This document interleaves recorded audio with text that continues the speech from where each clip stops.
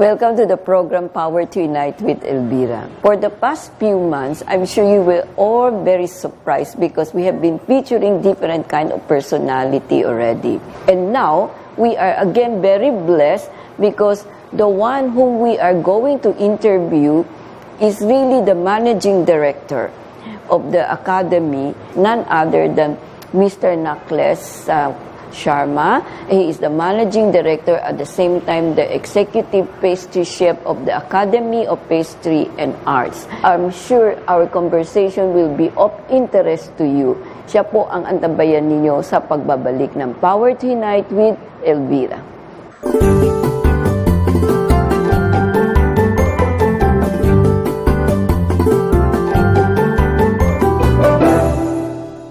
Welcome to the program Power to Unite with Elvira, Chef. It was really an honor for us to be able to listen to you, to understand your passion, what inspired you. There are so many things that we like to learn. But first of all, I would like to know, when you were small, is it really, you already noticed that there is something in you that you really love cooking, you really love to do bread or pastry? Where did you get all this skill? First thing first, thank you very much for inviting me here. It's really an honor. Coming back to your question, I never thought that I'll be a chef or a pastry chef ever. And even today, I believe that I see a lot of people when they speak that they were helping their grandmother or father or family kind of a thing, and then the passion developed. For me, it was very straightforward that I finished my schooling. I was looking for something to do for my future. My family, everybody is electrician. So my father, my brother, everybody works in electricity board, and they expect me to do engineering and get the same job like they do.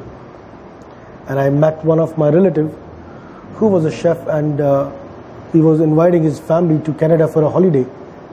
And I saw this is something really very interesting. You know, this gentleman is very good, must be doing very, very nice, and he's inviting the family to Canada all the way for a holiday.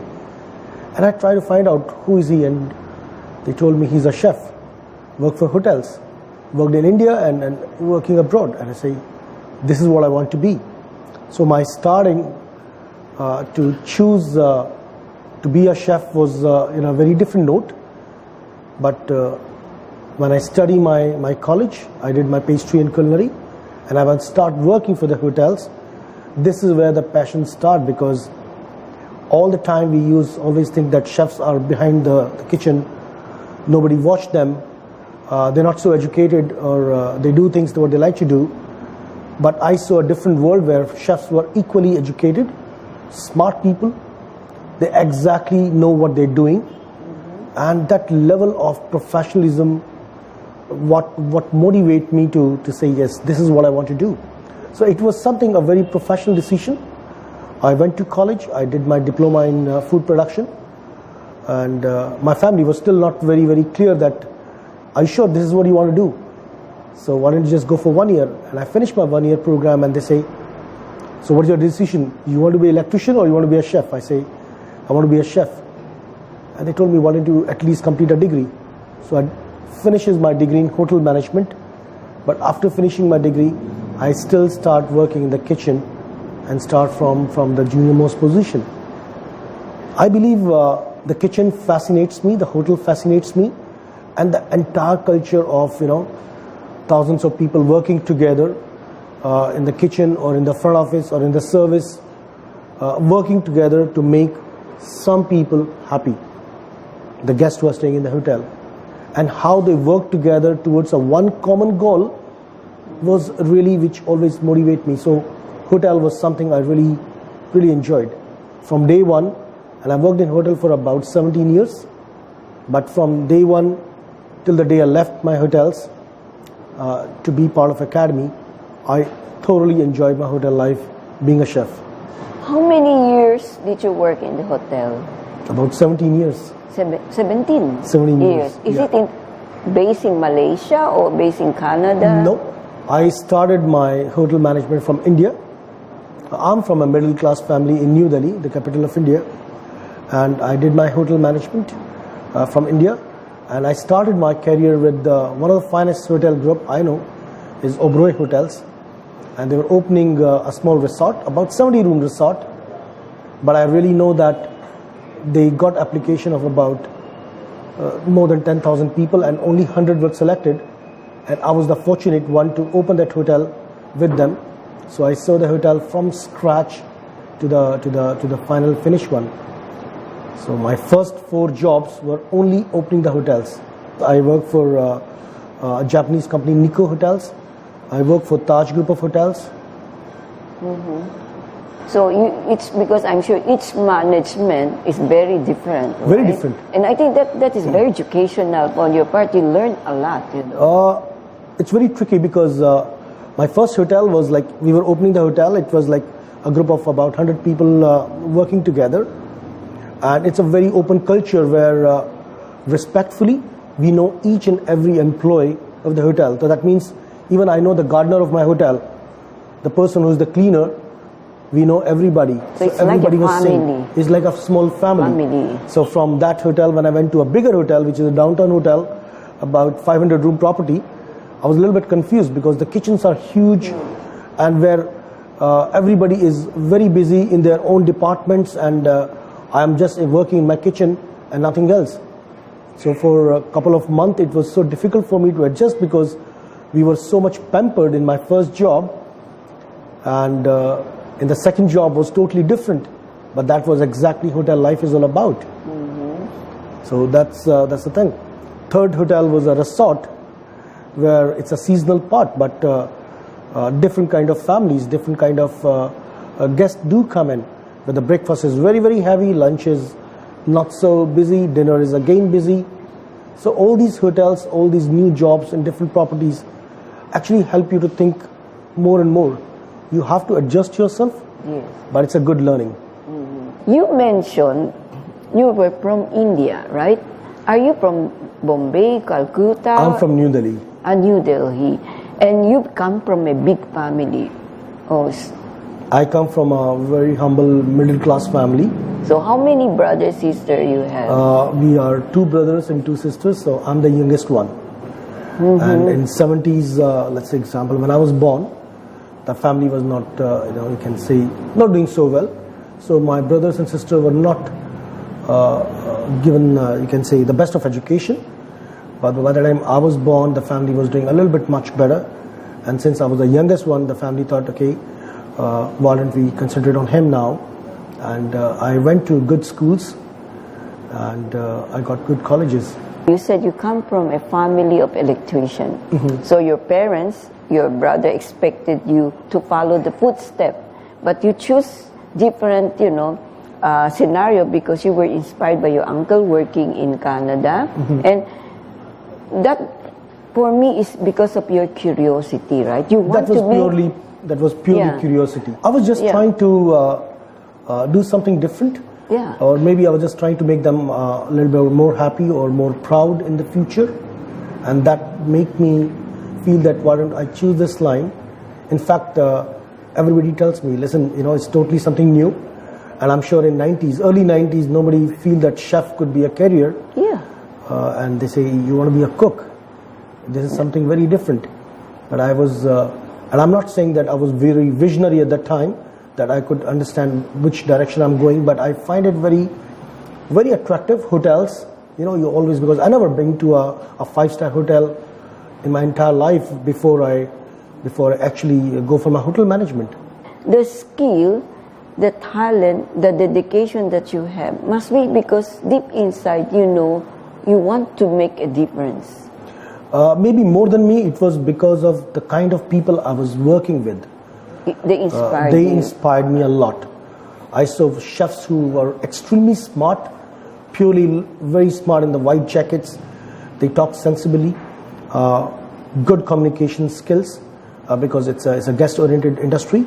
And I find that the level of education, because every time we feel the food is like, it's very easy to make. But we always forget the kind of science which is involved in a food. Even if you take a small egg and you try to fry it or boil it, there's a lot of science involved into that part. So these people are very educated, and this time is changing.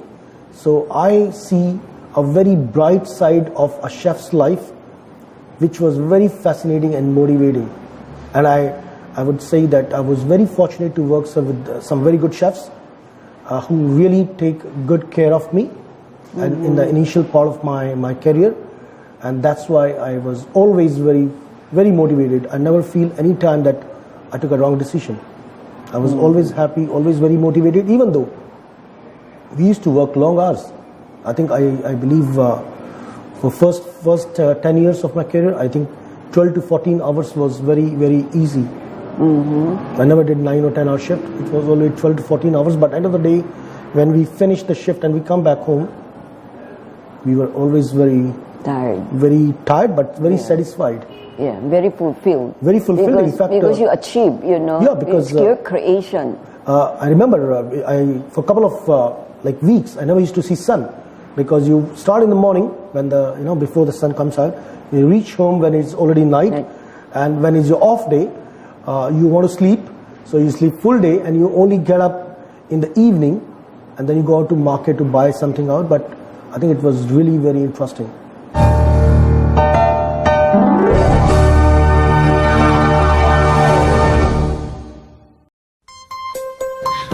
R is now at Radio Bandido, an informative program that tackles all issues concerning all walks of life, delivering hottest issues and events, with health consultations on air and a lot more, with your host veteran newsman 𝗣ποι𝘄𝗲𝗿 and master entrepreneur 𝗨𝘶𝗶𝘄𝗲. R sa Radio Bandido every Saturday from 10 to 11 a.m. You can catch R on DZRJ 8:10 a.m., Radio Bandido TV channel 224, TV Plus boxes, and streaming live on Facebook/DZRJ 8:10 a.m. and YouTube channel DZRJ 8:10 a.m. Radio Bandido.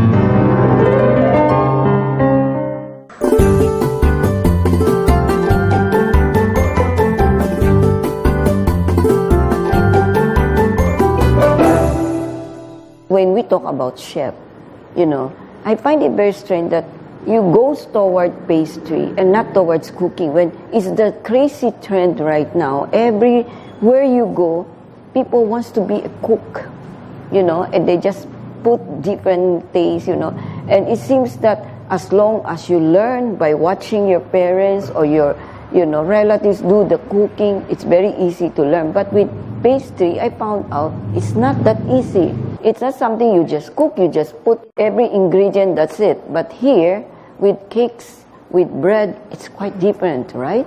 I think it's more challenging. I'll tell you a small story which is very interesting. I actually applied for my first job as a butcher. And they asked me a first question, how many chicken you can trim in 1 hour?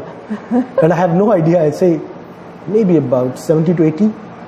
And the chef, I'm sure he knows what I'm talking about. He says, that's a pretty good speed, but you know what?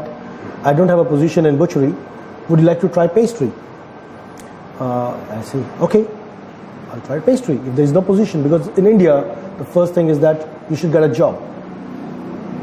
And they say, would you like to go for a food trial? That means I have to come to the hotel, I have to make some food, and if they like my food, then we'll take it forward. So my first interview was a personal interview, which shifted me from butchery to pastry.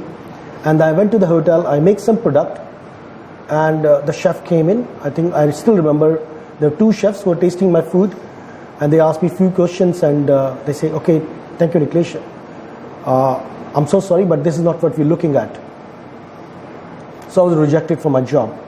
And I was about to move, and I step back and I say, can I ask you a question? He said, yes, please. And I say, can you tell me what mistake, why you didn't choose me? What mistake did I did? Say, why do you want to know about it? I said, because you rejected me already. If I know what mistake I've done in this time, I won't be repeating those mistakes in my next interview. And they told me, okay, there's no salt in this bread, there is too much of sugar, this is very heavy.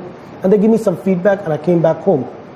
2 days later, I was sleeping in my house, and I got a call from the hotel and said, 𝗍𝗏𝗃, we want you to come back to the hotel for one more round.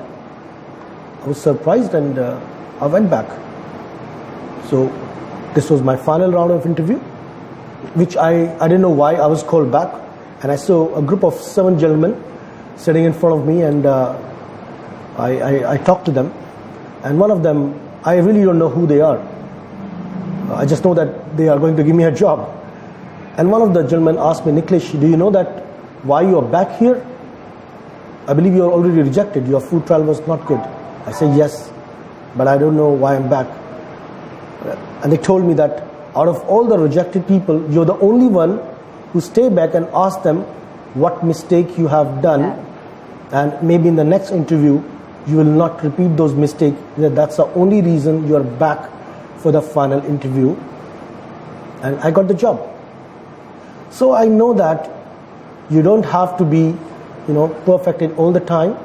It's just taking one step back, understand what can be done, which is more important than doing it correct all the time. You can't be correct all the time. And being a chef is the first thing. If you don't know the mistakes, if you don't know what can go wrong, you cannot rectify. So that's the first rule in the kitchen, that it will never happen your food will always be good. It will never happen your food will always be correct. It's a pure science. These are flavors. Something match, something doesn't match. Sometimes you try to do things which other people doesn't like, but because of your conviction you try to do that, and people start liking it. So it's very easy. You are really willing to change, to improve yourself. And I think that's why they gave you the chance, because they saw potential in you. Because if you don't care, you are only after the money, just only to have a job, I don't think they will call you. I believe because I got the job because of the question I asked, it was the first thing I learned, that never feel ashamed of asking. Okay? Because I know that whatever you do, people do watch you. When you do something wrong, they watch you. I was rejected. I did something wrong, I was rejected. I did something right, they still keep that in mind. And I believe because of that first part, all the way, even if it's been 25 years now, it's been 26 years actually now, I'm in the industry, and I feel that those few things still help me out. I still feel like taking chances. I don't feel scared anymore. I don't feel shy that it may go wrong. I say, let's try it out. It doesn't work out perfectly fine, but let's try it out. So I think by the time it comes in, it was a good decision. And it happened with me, I think, in 2006. All this while, it was about maybe 12 years I already spent in the industry, and I was already exact pastry chef, which is the department head of my pastry department. I was going to Singapore to see an exhibition. And after 12 years in the industry, you feel that, and you are already the department head, you are saying, oh, you are very good. In Singapore, when I go there and I saw it's a food exhibition, the kind of food I saw, the kind of creativity I saw, I say, there's something wrong with me. Even though I become a department head, even though I'm getting a fantastic salary, I'm the very few best pastry chefs in the country, and I'm not good enough. Because the kind of work I saw in Singapore at that time, in 2006, I say, I still have to learn. So I came back from Singapore because I just went for a week. And I start planning my trainings. I look for some schools in Europe, I look for some schools in US, some pastry forums, some training centers, and I went to my general manager and my exec chef, my boss. I said, listen, I want to go for a holiday. And they said, what do you want to do? I said, I want to go for training. Yeah. And they were surprised. I said, Nilesh, you're such a motivation to all your team members, everything is going good. What kind of training are you looking for? I say, for you, maybe I'm one of the best, but now I know that I'm not the best. No, I'm not best. And I say, I have find out some good chefs, some good schools, some good forums where I want to go and learn. And it was expensive. At that time, to apply for a visa for US, it's not easy to get. Yes. To travel, it's expensive. So I took money from my family, I took money from my friends, and I got kind of a thing. And the hotel was so much supportive at the time. They say, okay, if you are taking so much of chance, okay, we will help you to take some money from our side, and when you come back with the training, you stay for some time and you try to share it. Thank you, Chef Necklace, for the very, very interesting story that you shared with us. And we will continue our beautiful conversation sa pagbabalik po ng Power to Unite with Elvira.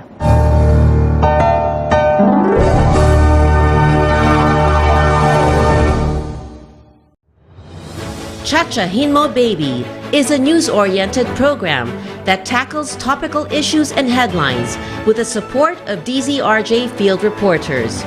Hosted by the legendary Jimmy Morato, Monday to Friday from 4 p.m. to 5 p.m. on Radio Bandido TV, Channel 224 Sky Cable, TV Plus boxes, digital free-to-air Channel 29, DZRJ 8:10 a.m., Facebook.com/DZRJ 8:10 a.m., and on YouTube channel DZRJ 8:10 a.m. Radio Bandido.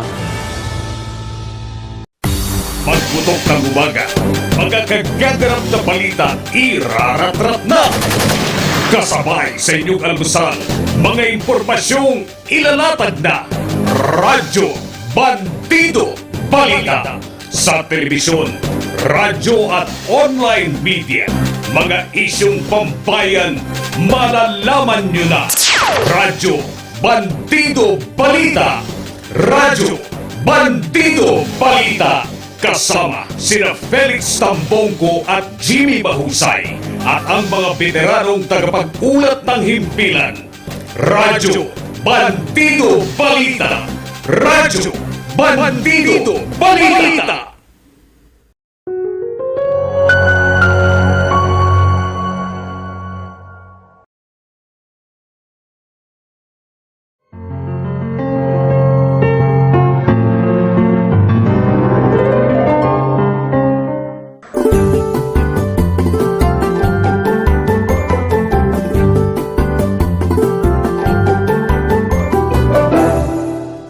I'm really very, very interested to learn, what, you have been undergoing, I think because you are very young at that time, and you must be very aggressive, because you dare to face challenge. That's what I saw by the way you talk, I'll try to answer in a different way, this way. I went to US for my training. And at the time, internet was there, but not so strong like today.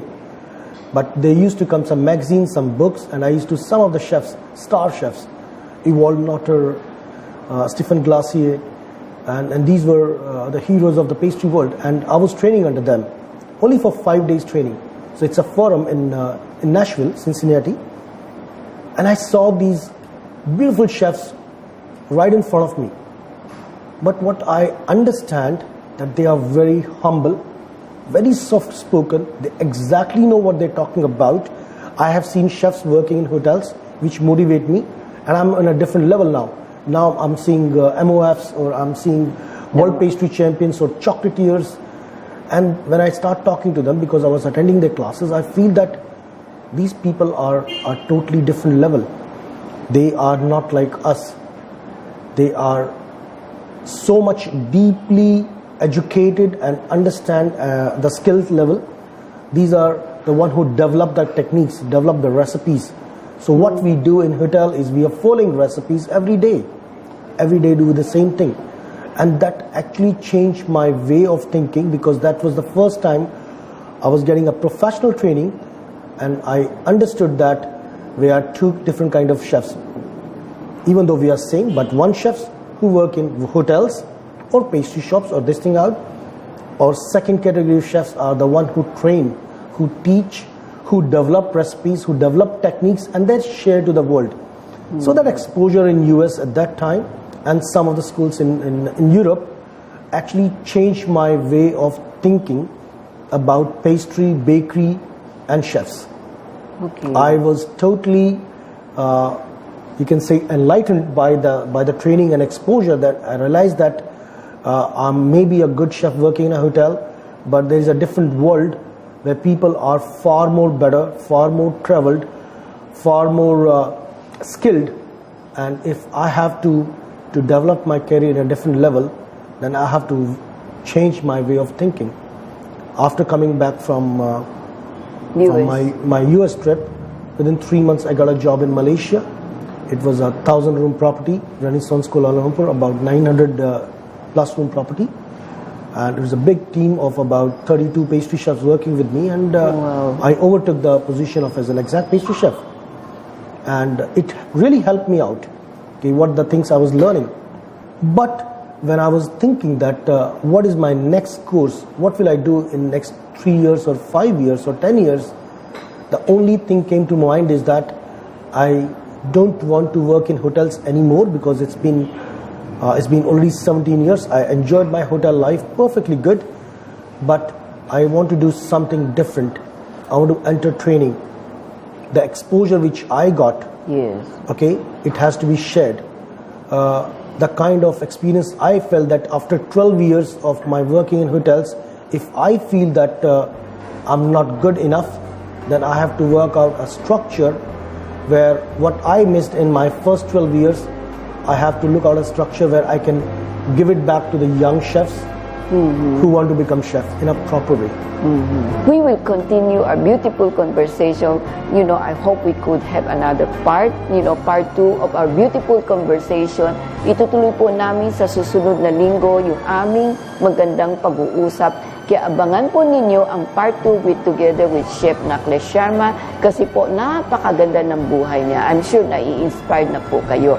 Kung ano pong pag-uusapan namin, siya pong subaybayan ninyo sa susunod na linggo dito po sa programa ng Power to Unite with Elvira.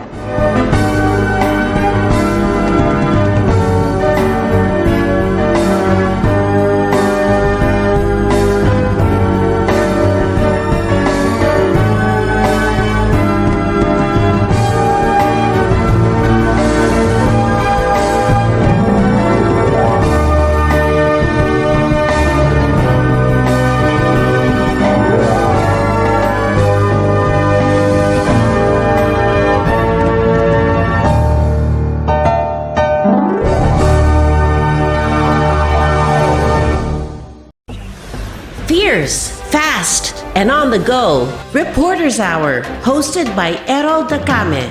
Meet the fearless reporters of Teleradio Bandido TV: Celestino Jojo Sicat, Vance Fernandez, Jong Manlapas, Jimmy Mahusay, Felix Tambongco, and Romel Madrigal. During a crisis, you need timely and up-to-date reports on Radio Bandido TV daily, plus on Reporters Hour on Channel 224 Sky Cable, TV Plus boxes, digital free-to-air Channel 29, DZRJ 8:10 a.m., Facebook.com/DZRJ 8:10 a.m., and on YouTube channel DZRJ 8:10 a.m. Radio Bandido.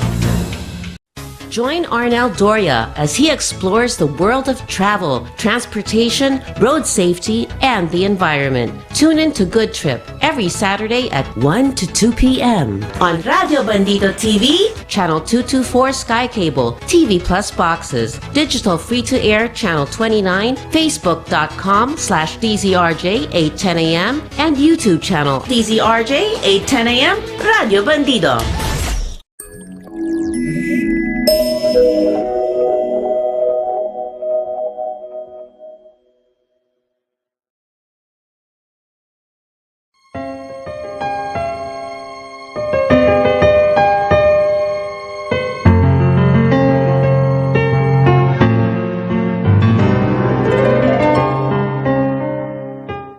Welcome back to the program Power to Unite with Elvira.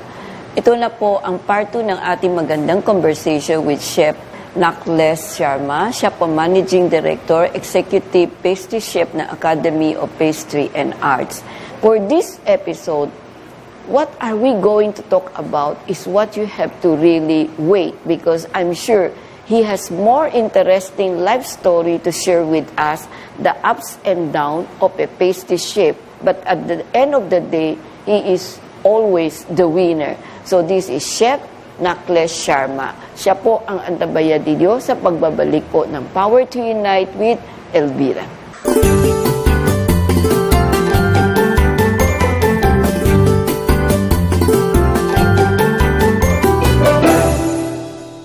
Chef, thank you so much for agreeing to do another interview, because I think if you just listen to part one, it's not enough. We still need to learn from you. And your sharing can inspire a lot of young people right now. You have been in the hotels doing 17 years of work with them, and you realize suddenly that, you might be somebody important in the hotel, but it's always the same thing, the same kind of things you do. So as a person, it's not that challenging at all. So when you go to Singapore, then you realize, when you saw the exposure there, you realize that you want to improve more yourself. So that's why you said you want to have another training. So from there, maybe you can share some more. What did you learn from them? And then when you go back after the training, so you have another inspiration in your mind, right? There are two things. One is a job and one is career. I think most of the times we get confused with the job and career. We think our job is a career, which is not necessarily true. A job is something what you do and you get paid, and you do the same job every time, and there is no, there may be motivation, there may not be. I'm not saying like that. When I was opening Academy of Pastry Arts, I was very clear that if I hire chefs from anywhere, be from Malaysia or any part of the world, it's a school. People have a mindset, it's a college, it's a school, Old thoughts are always there. And these people will be just maybe after 1 year, maybe after 2 years, they will leave the job. I was looking for a culture, the best people from different part of the world could actually come to the school. So these teachers also, they don't take it as a job, but they take it as a career. So when we started the school, along with that, we start inviting world pastry champions, the best chocolatiers of the world, French pastry chefs, people who are really very artistic in pastry department. So idea was that they will be coming, and at that time the teachers of the school will also attend those classes. After that, when they go back, the teacher will practice and they will be further sharing it to the students. I believe that was the second best thing which I decided at the time. And it started in 2010, the very first year of the school, and today even the same thing is happening. We started one chef in every quarter, maybe 3-4 chefs a year. But from 2010, with those 3-4 chefs today, every year we invite about 30 chefs in a year. We try to sell those classes to industry people, people from hotels, people who own pastry shop, people who are chocolatiers, who are like me, want to upgrade their skills, try to cover some cost because it's a new school, and of course money really is important. The idea was that our chefs, the team of chefs, we are young people, we are totally unknown people. When I opened the school, I was just 2 years in Malaysia. I didn't even know how Malaysia looks like. I was just working in my hotel and going back home all the day. So when we opened the school, the idea was that it has to be one of the finest pastry platform where we teach the students, but we learn from the best. So we try to make Malaysia as a pastry hub. I was running Academy of Pastry Arts from 2010 to 2015, and then we saw that everybody's appreciating our efforts. Pastry chefs from all, so many countries are coming and learning from us. And I thought, why don't we take it to other countries? And being an Indian, we say, okay, we'll open India. And then I thought, Philippines was one country I always wanted to come, because I feel Filipinos are so much hardworking. And I see them working in Maldives, I see them working in Middle East, I see them working in Hong Kong. And I know that there is no good pastry school in Philippines, and in fact in India also. So 2015 we opened Philippines and New Delhi in India, because by the time I was always, and I think a school is not a business. I have actually already overcome that kind of a thing, that I'm running a business. Anyone who asks me, how's your business going on? I find that question very awkward, because school was not a business. All the chefs who are working with me, and even myself, we were unknown people working in the backside of kitchen. And suddenly we start getting attention from people from outside who start appreciating. So we understand that part. We realize that I see a school as a country. So a school in Malaysia is like, it can help so many people in Malaysia. A school in India, in New Delhi, will help so many people in India. Or a school in Philippines will have all those people who want to become pastry chef or chefs In Philippines, it's like that. So I start looking each school as a country. India was a bigger country, so we know that part. Okay, one school may not be enough, so we open Another in one. north, south, and western part. So west is Bombay, south is Bangalore, north is New Delhi, and we will be opening coming this year in Calcutta, which is the east, covering up different states. If you look at this entire dynamics of schools, we try to reach out to different country and try to help the younger generation of the country, or pastry enthusiasts, or business owners who want to grow up. So I believe that a school in Philippines, let's say example, will be helping everybody. Today we have students, 95% of our students are actually graduate in some stream, which is different than Malaysia, where 90% students are directly from school. They come to study with us and go for a job.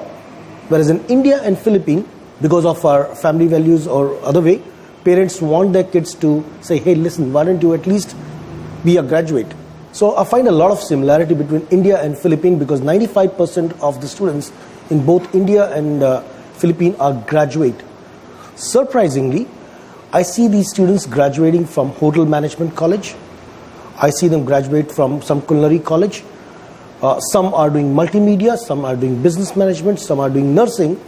And the same thing I saw in India also, that some are MBA, some are marketing executive, and they're leaving their jobs and doing a career change.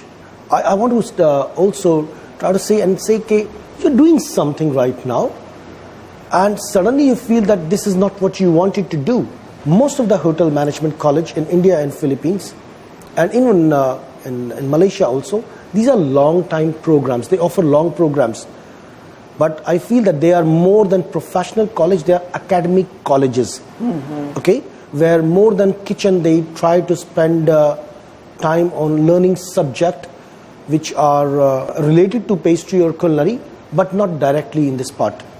Our idea was very clear, okay, for a younger generation to work it out, a straightforward learning, so that in 9-10 months time, they exactly can learn what is being practiced in the industry.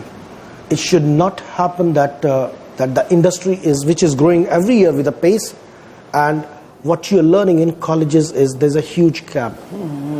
This was the entire idea of opening Academy of Pastry Arts. Be it Malaysia, be it Philippines or India or Indonesia, the idea was that we want to cover up this gap between the students who are graduating and the industry. We want to ensure a kind of culture, a kind of skill level where the students can easily be skilled as per industry and easily go for their first job or a career.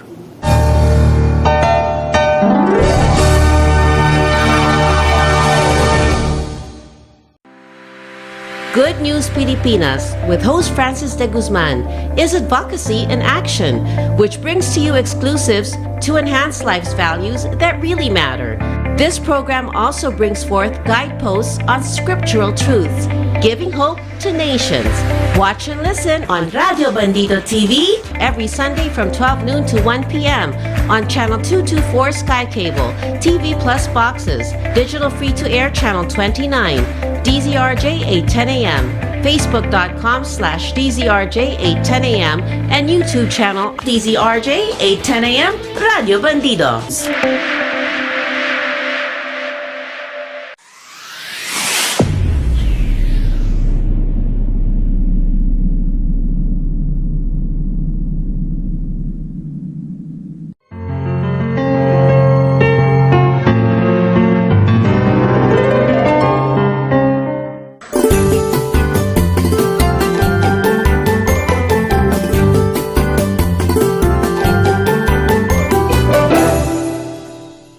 Mentioned, you invited Master Chef, which is helped a lot. When I was there, I feel so happy and proud that even though I am not really a cook or a chef, but the fact that they pay attention and trying hard to teach you, it encourages you to become, to learn more, that you have to be more interested, There are so many schools doing the same thing, but what makes the academy so different is because of these people. Whenever we get a student who come to enroll in the school, we tell them very clearly, it's a purely school or institute. If you're looking for a college, university, big campus, and all those kind of a thing, this is not the place for you. This place is only famous for our program, our chefs, the professional culture in the academy. I believe the 9-month program what we are offering right now in the academy, be it India, Malaysia, Philippines. I'll talk to you about Malaysia first. I'm right now in Philippines. The 9-month program, what a student learn, is equally good studying in any other college in US or Europe or Australia. In fact, the students of Philippines have given a unique advantage. We says you finish 9-month program and we invite you free of cost. The training is free to Malaysia for 1 month extra training. So you learn the best of Philippines and you learn best of Asia in Malaysia. And I believe in the 10-month learning, not because it's my school and that's the reason I'm saying it, but I seriously believe that after 10 months, the skill, the level of exposure a student is getting is actually the best in the world. Yes, I agree. And I certainly believe in that part. And today, after we have 6-7 schools now, it doesn't matter that how many number of schools you open. The main thing is that every individual school should be able to serve the country, should be able to train the people of the country in the best possible way. Those who studied in your academy, whether it's Indonesian, Malaysian, Singaporean, in the future, or Indian, you leave behind a legacy that will make them feel so proud that I learned it from the academy because this is, with the heart. I believe each academy is a blessing for a country because that kind of passion, energy, each academy is delivering to the students is amazing. Yes. I believe that even if we have about 70-80 students graduating from academy in, let's say example, in Philippines, you can be rest assured that those 60-70 students who are graduating are the best graduate of Philippines of that year. Of the country, yeah. In the country. Those 60-70 students every year, when they go to hotels, they don't go as a baggage or as a burden, but go as an asset to the company. When they go out of country, let's say example in Middle East or Maldives, because I have some students who are working abroad also, they are really very confident and I see them doing extremely well in the hotel. So I believe that this academy, the culture, the structure of this one is really going to help Philippines a lot. Now that you are opening up, do you see a lot of challenges or hindrance or problems that you might encounter? There will always be a problem or some kind of hindrance. I'm not denying that part. And I'm sure each country have their own challenge in a way. India, let's say example, we have a population of 1.4 billion. Mm-hmm. So now it's a huge population, so there are always a number of students are there. In a country like Philippines, where the population is, let's say example, 100 million. The only thing is that it's a state of mind of the parents where they feel that a longer version of education is more better than these professional training. Mm-hmm. I think that's a main challenge we face in Philippines. We do not understand that in today's time, with a good skill or education and skill have to be hand in hand. Education which does not give you a skill is basically you having a greater number of unemployed people, educated unemployed because they don't have a skill. End of the day, the employment will keep on going. But a skill-based program, a professional-based program will always give them an opportunity to get a job, to do something of their own, and then furthermore, if they want to do something else, they are able to give jobs to more people. Yes. So I personally believe, and as a matter of being a chef, is you can't be a chef by sitting in a classroom. It's very simple. You have to be in a kitchen. Mm-hmm. You have to be in a range. You have to be in a working table to learn it out. Yes. You can't sit in a classroom and say, I'm becoming a chef. Mm-hmm. There is nothing like chef management. Mm-hmm. Because when you go to hotel, everybody in the kitchen expects you to work. When the hotel feel that you are able to take a next level of responsibility in terms of promotions or whatever, that's the time hotel actually give you further training in terms of managerial skill or supervisory skill or behavioral skill, they actually develop you. So there's something I don't understand, which is called as kitchen management or those kind of a thing. I believe if you want to be a chef, all you have to do is that either work in a kitchen or go to a technical school. If you want to become a good pastry chef, world pastry chef, you have to learn the culture of each country. And I think this is where you are exposing us in a very different way. It's not just only books that we read, as you said, not in the classroom, but you expose us with interaction with your fellow chef, with your fellow student who comes from different country. You know, when I talk to my students, the first thing I ask them is that, do you know the world map? And I actually start with the world map, okay? And I try to them which country is where, what kind of climate each country have, and based on those climatic conditions, what grows in the country. Yes. You can't have a French pastry in Philippines or any other country because the dairy is different, the fruits are different, okay? Because of the import and export, you can get all those things available in a country, but still, I'm sure there is still a lot of things which it's very difficult or very expensive to import in Philippines or any other country for the matter of fact. So we always try to explain to the students to understand the food and the ingredient, and based on that, work it out. I think I agree with you with that, but we will continue our conversation sa pagbabalik po ng Power to Unite with Elvira.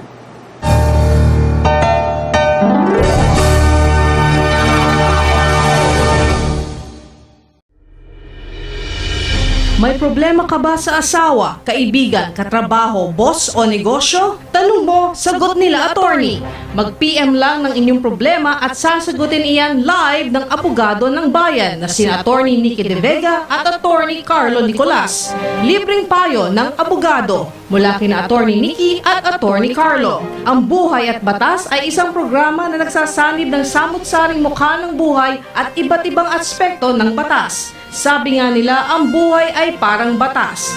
Paminsan mahirap, pero may abogadong tutulong sa'yo. Watch them every Tuesday from 12 noon to 1 p.m. on Radio Bandido TV, Channel 224 Sky Cable, Free to Air Channel 29, TV Plus Boxes, DZRJ 810 AM, Facebook.com/DZRJ 810 AM, or on YouTube channel DZRJ 810 AM, Radio Bandido. Be enlightened with inspiring stories. Interesting biblical features.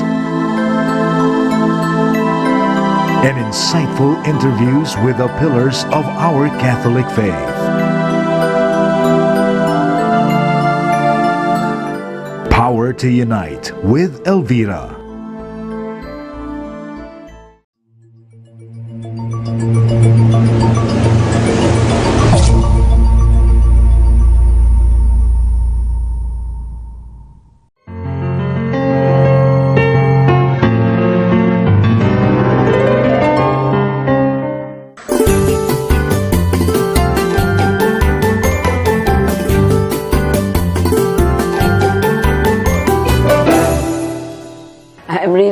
Happy to learn, from you, from our beautiful conversation, that really you trust the Filipino people, you trust the Asian people, especially India, Indonesia, and Malaysia, and soon to open Singapore, and you believe that all of us have something in common, but all of us also have something different. And maybe because as what I have seen, I attended maybe twice the academy, although very short, I noticed it's really quality, and that it's really telling you what you should know and what you should not know, and then from there you are developing future, and better young people now who can really make use of the ingredient that they have in their country. Because you remember, you mentioned, that opening academy is a country, and I think that's your mission, where you said that you really want the academy to be the forefront of introducing the talent from your own country. And I think that's a beautiful legacy you are doing, And I really appreciate that because you are helping the future chef in the Philippines without them knowing it, So maybe would you like to share a message or anything you want to share? I'm a pastry chef. This is what I do and this is what I know. My first thing is that if you want to be a pastry chef, go for a proper school. Learn it perfectly fine. It's a beautiful industry. Lots of scopes. You can work in hotels, you can work in restaurants, you can work in pastry shops. You can start up your own small chocolate production. You can have your own production, your wedding cake studios. I mean, opportunities are amazing. All what I'm saying that look at a longer term, study good, study properly, practice. Looking at as your country, I don't feel that there's a problem in determination or hard work. You people are amazingly good, very, very skilled. Okay, all over Asia and Middle East, everybody knows that you have a lot of strength in terms of your education system, in terms of your language part kind of a thing. Only thing is that have a good skill and develop it. Don't look for a smaller version kind of a thing. Study good, work hard, learn properly, and I'm sure the future is very, very bright for Philippines. And Chef, I have to congratulate your team because the few days ago, I read this somewhere that your team from Malaysia who participated in Lyon, the chocolatier, Yes. Expo, World Expo, won after, how many years, After 8 years. Yeah, 8 years. This is an achievement. This is why you motivate, you inspired, people who really attend the academy. Actually, sa totoo lang po, makikita ninyo, napakaganda ng training academy. If you are very interested, you go to Makati, you can really look at the YouTube and internet, andun po yung address nila. And I'm very happy to, listen to him the part 1 and part 2 because one thing that I learned is that never be, we should not be afraid of being rejected. Rather, rejection should be a chance for us to become a better person. We have to face it, challenge it, accept it. At the same time, we should also put into our minds, that it's very important for you not to look for a job, but rather make it as a career and that you have to share it. It's better to share what you learn and then to teach because I think there should be a fulfillment. He has so much fulfillment because of his humility.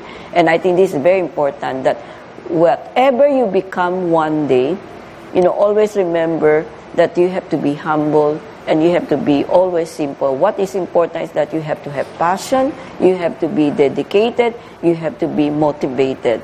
I hope you really enjoy our inspiring conversation with Chef 𝗶𝗏𝗏. At the same time, the managing editor and the executive pastry chef of Academy of Pastry and Arts, And what is important right now, while we're really talking about is to learn that we are so blessed that we have one academy that is open here for a few years already. And the training that they give us, the exposure, the skill you will get, is really an asset that you should never forget because this is very rare. It's really a treasure. And then you don't have to go out to go and train other countries because here they invited master chef also to give special training. It's just only a matter of giving yourself a chance, not to be scared, have the courage to face all whatever you will learn because you will be an asset to our country. We will create more jobs without your knowing it. Maybe in a few months, Chef will tell me he will open one in Cebu, he will open one in Davao, who knows? So he needs all our support and I have to congratulate him because of his patience with us, of his trust. He really trusts the Filipino people. He really believes in us because he said, always sharing with us that we are very hardworking. So it's about time we prove to him he is right. So I hope you enjoy, our inspiring conversation with Chef 𝗶𝗏𝗏. Hanggang sa muli dito po sa programa ng Power to Unite with Elvira.